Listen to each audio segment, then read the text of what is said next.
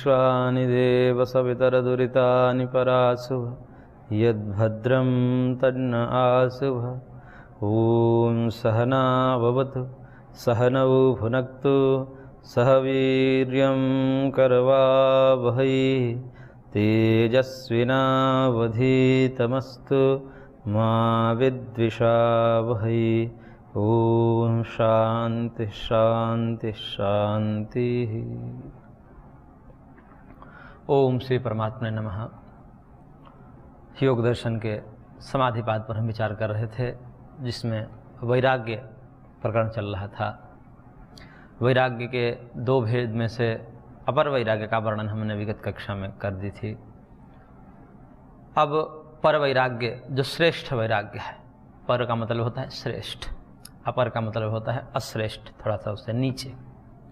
तो अभी जो स्थिति आई बताया गया महर्षि के द्वारा कि दृष्ट और अनुश्रय के विषयों में इहलोक के और परलोक के विषयों से वितृष्ण हो जाना, उसमें कोई आसक्ति न हो जाना, विषय भोग की लालसा न होना, इसको वशीकार संज्ञा नामक अपर वैराग्य कहा जाता है। हालांकि ये दृष्टि बहुत ऊंची है, स्थिति बहुत ऊंची है, लेकिन इससे भी एक ऊंची स्थिति आती है जिसे पर वैराग्य कहा जाता है। वह स्थिति कैसी है उसका वर्णन करते हुए महर्षि सूत्रकार कर रहे हैं सूत्र संख्या 16 में। तत्परम पुरुष ख्याते है गुण वैतृष्ण्यम। तत्परम, यह परम वैराग्य है, पर वैराग्य है। ये पर वैराग्य कहने से ही पिछले वाला अपर वैराग्य सिद्ध हो जाता है, क्योंकि वहाँ पर अपर शब्द नहीं आया है सूत्र में, लेकिन यहाँ पर शब्द आया है तो इसकी अपेक्षा से वो अपर हो जाता है। तो यह जो पर वैराग्य है तत्परम, और ये कैसे होता है? पुरुष ख्याते है गुण वैतृष्ण्यम। पुरुष ख्याति मतलब ज्ञान होता है, पुरुष का ज्ञान हो जाता है जब, यानी कि आत्म साक्षात्कार जब हो जाता है तो आत्मज्ञान से एक स्थिति बनती है। आत्मज्ञान के पश्चात जैसे ही आत्मज्ञान जागृत होता है, हम प्रकृति और पुरुष भिन्न भिन्न तत्व हैं, मैं प्रकृति रूप नहीं हूँ, प्रकृति के विकार जो अहम तत्व मम तत्व आदि हैं उससे हम रहित हूँ, इस प्रकार की जब अनुभूति साक्षात कर लेता है, केवल बौद्धिक नहीं, अनुभव कर लेता है कि मैं शरीर नहीं हूँ, मैं इंद्रियाँ नहीं हूँ, मैं मन नहीं हूँ, मैं बुद्धि नहीं हूँ, मैं अहंकार नहीं हूँ, मैं इससे अलग नित्य शुद्ध बुद्ध मुक्त एक आत्म तत्व हूँ, चेतन तत्व हूँ। इसकी अनुभूति समाधि के माध्यम से जिसको हो जाती है, और वहाँ हो जाने पर एक स्थिति, एक चिंतन, एक माइंडसेट कहिए उसको, वहाँ पर उत्पन्न होता है, और तब होता है कि गुण मात्र वैतृष्ण्यम। अभी तो विषयों से उसको वितृष्णा हुई थी, अब यह गुण मात्र से वितृष्णा हो जाएगी। गुण का मतलब यहाँ पर त्रिगुण है, सत्व रज तम। जो त्रिगुण है, जो माया है, जिसको माया कहा जाता है, उस माया से ही इसकी विरक्ति होती है। माया इस जगत की मूल कारण है, माया से इस जगत का निर्माण हुआ है। जैसे मिट्टी से घट का निर्माण होता है, तंतु से वस्त्र का निर्माण होता है, उसी प्रकार से माया से जगत का निर्माण होता है। तो उस माया जो इस सब जगत का मूल है, जिससे हमारा शरीर बना है, इंद्रियां बनी है, मन बने हैं, बुद्धि बने, ये सब के सब माया की विकृति है, विकार है, प्रोडक्ट हैं। और उस स्थिति में वो माया में ही दोष बुद्धि उत्पन्न हो जाती है, उस माया को ही समझ जाता है, माया का खेल समझ जाता है, माया के दोष समझ जाते हैं कि इसमें दोष क्या है।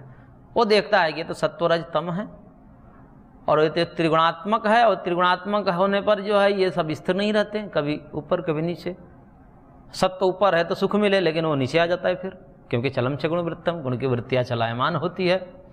इस प्रकार से इस जगत के जो तीन रूप देख लेता है, त्रिगुणात्मक जगत, और मूल में भी त्रिगुणात्मक है, त्रिगुण है इसलिए त्रिगुणात्मक है, मूल में त्रिगुण है इसलिए तो उससे बना हुआ त्रिगुणात्मक कहा जाता है।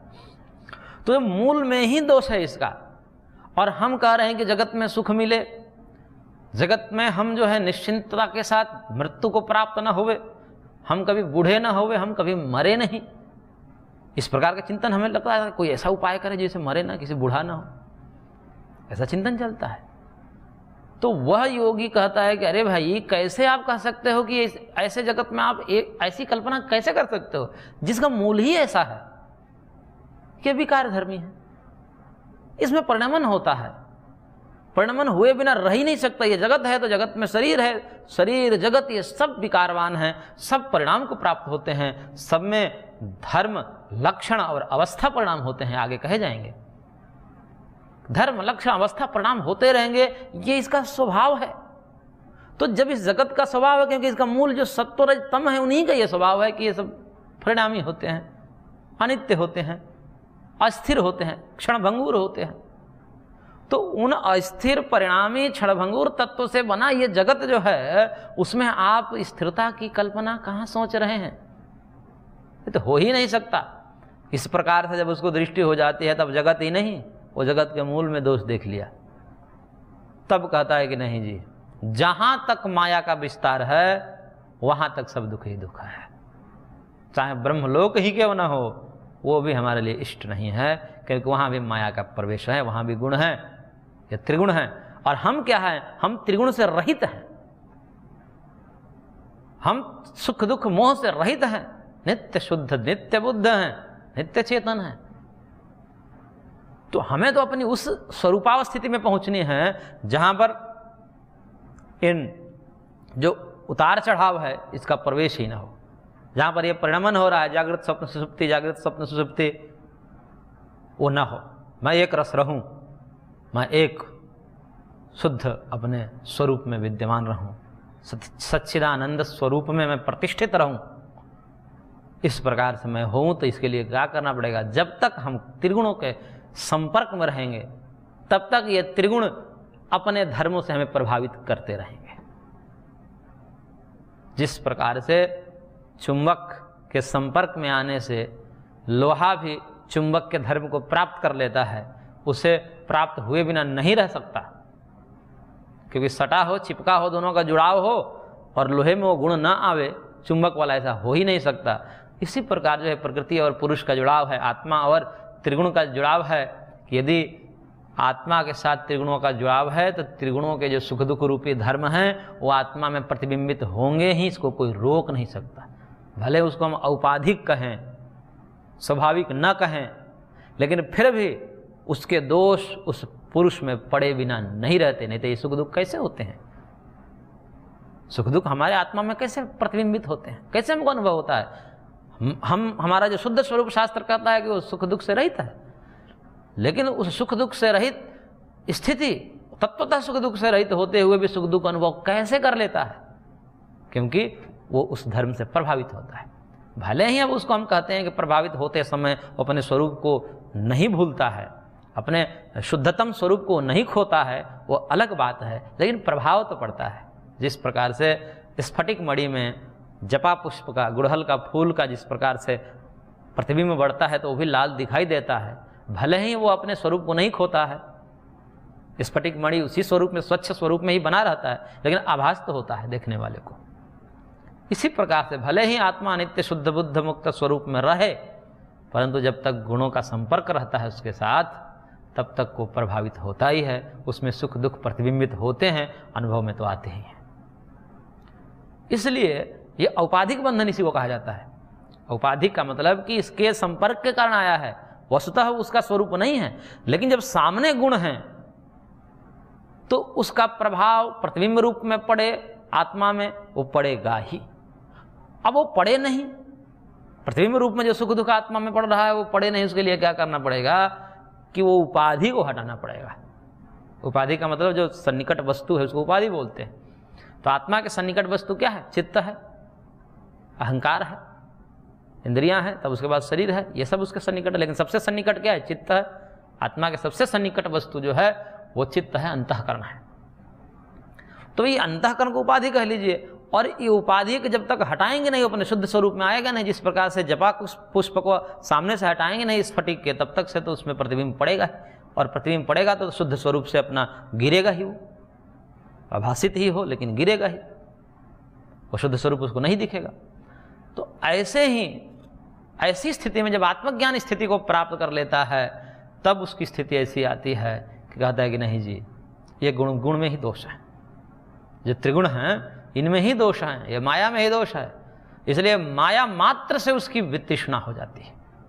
कोई आकर सकेंगे नहीं नहीं नहीं, ये सब माया का खेल है, और माया जो है दोष युक्त है।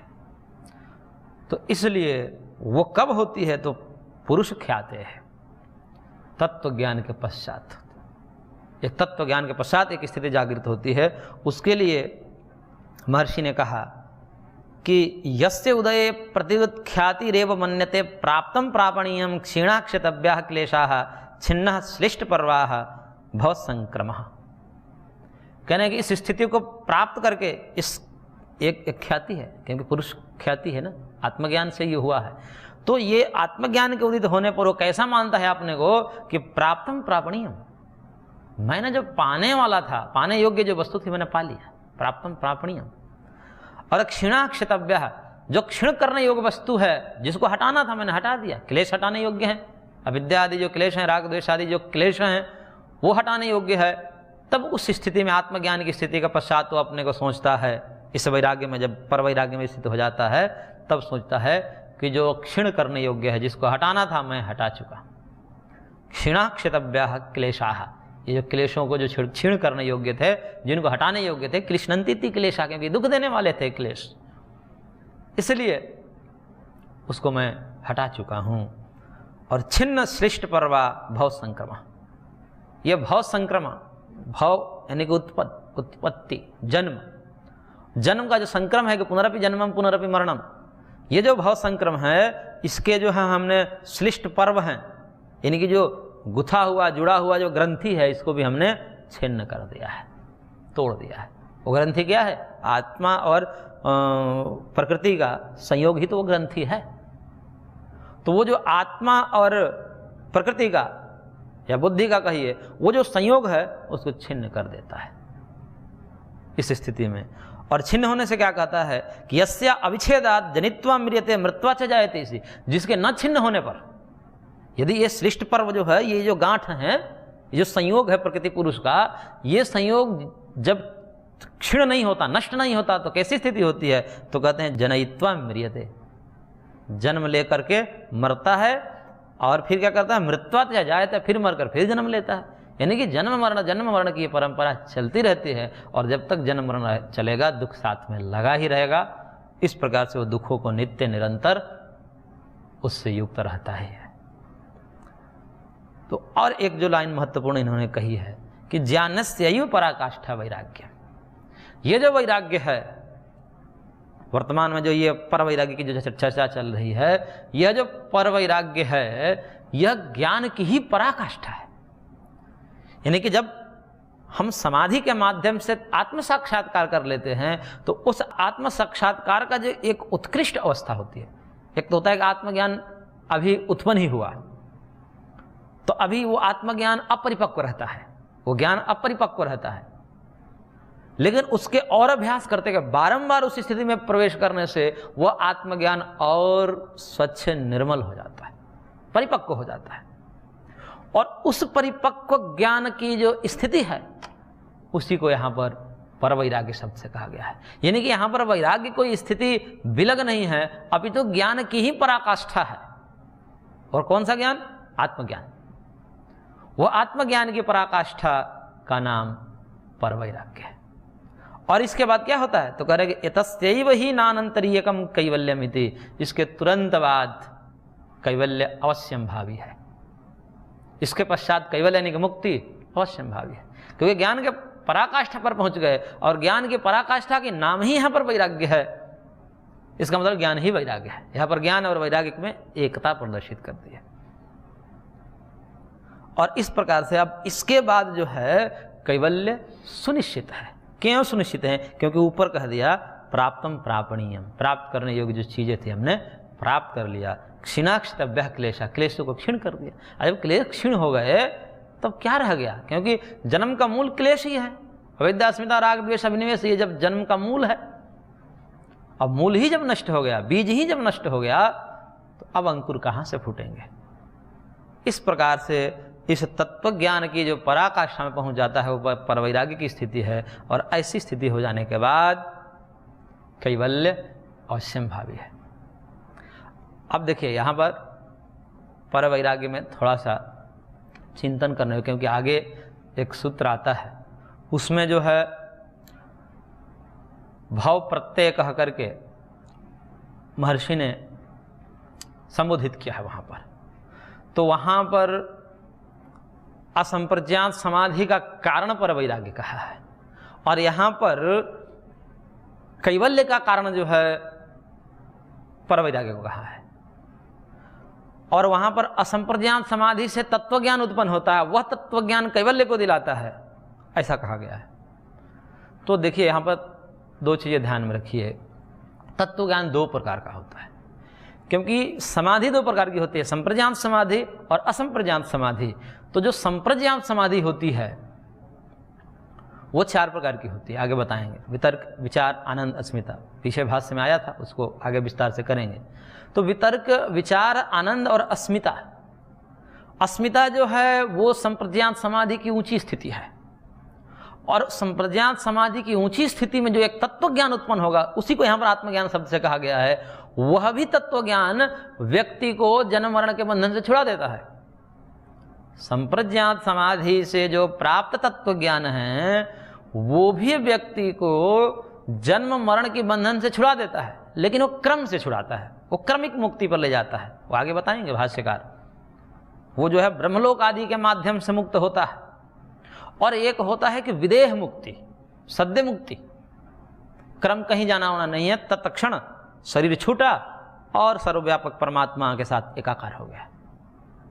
क्योंकि इस जो स्थिति में जो अभी स्थिति बताई गई है कि ज्ञान की पराकाष्ठा, ये कौन से ज्ञान की पराकाष्ठा है? यह अस्मिता नामक जो संप्रज्ञात समाधि है उसमें जो उत्पन्न ज्ञान है, उस ज्ञान जो पराकाष्ठा है, क्योंकि वितर्क आदि की दृष्टि से देखें तो ऊंची अवस्था है, पराकाष्ठा है, वो वाली स्थिति को यहां पर परवैराग्य कहा गया है।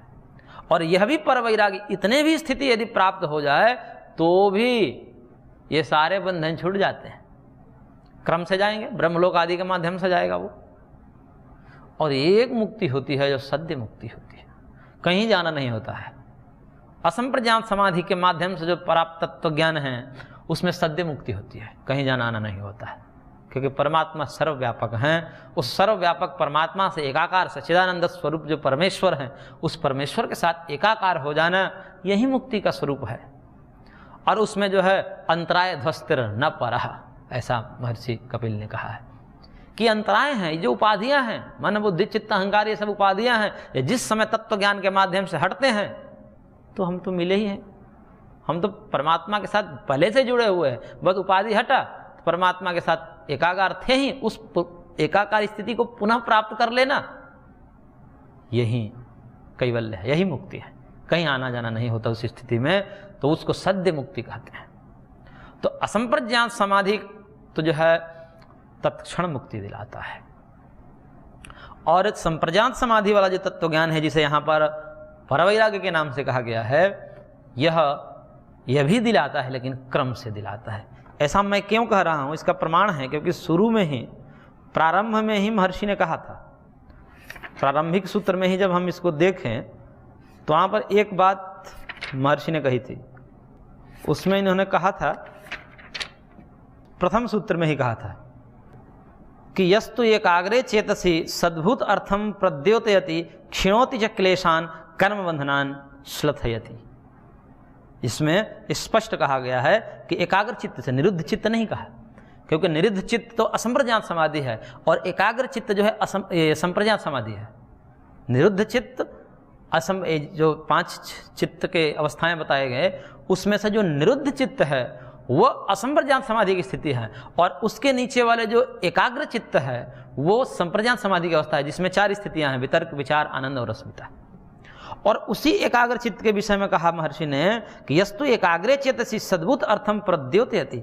उस एकाग्र भूता चित्त में जो है सद्भूत अर्थ का प्रकाशन होता है, यानी कि वस्तु जैसी होती है, जिस वस्तु को हमने संयम किया उस वस्तु का स्वरूप जैसा होता है, यथार्थ स्वरूप प्रकट होता है, सामने आता है। और फिर क्या होता है, क्षिणोति च क्लेशान, सारे क्लेश क्षीण हो जाते हैं।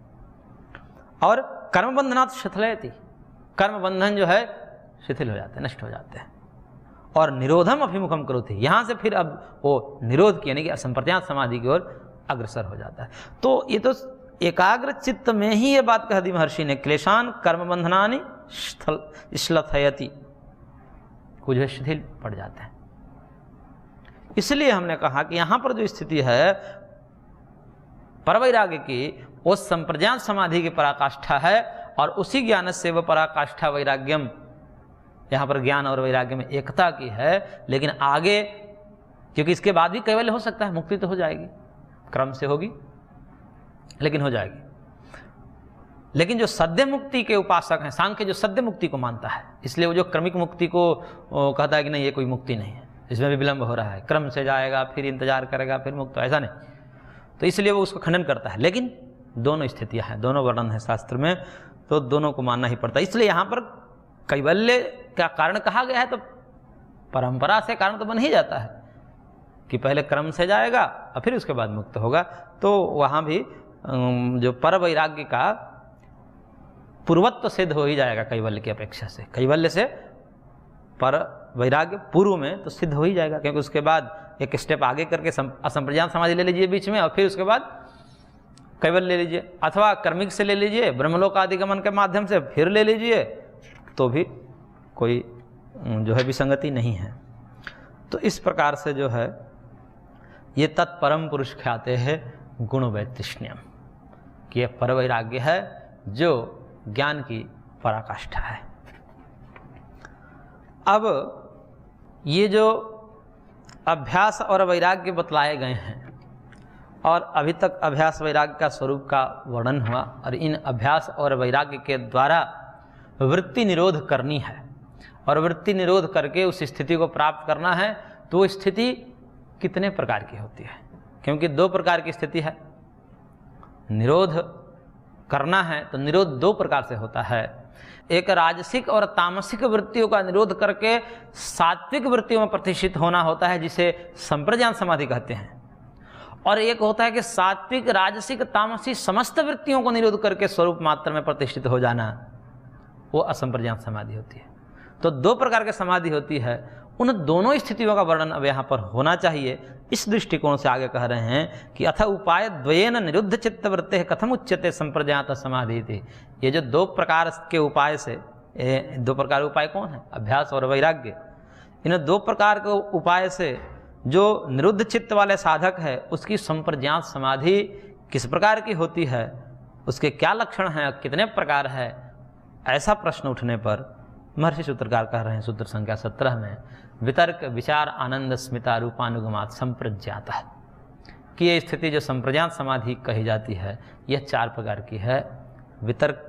वितर्कानुगत, विचारानुगत, आनंदानुगत और अस्मितानुगत, ये चार प्रकार की संप्रज्ञात समाधि है। और इसमें क्या क्या भेद है वो आगे विस्तार से वर्णन किया जाएगा कि इस चार में क्या क्या विशेषता है। वितर्क प्रारंभिक स्थिति है, उसके बाद की स्थिति विचार है, उसके बाद की स्थिति आनंद है, उसके बाद की स्थिति अस्मिता है। उनमें किस प्रकार से तारतम्यता है, कैसे भेद है, इसका वर्णन हम आगे देखेंगे। आज की कक्षा को हम यहीं पर विराम देते हैं, शेष अगले अंक में। ओम शांति शांति शांति।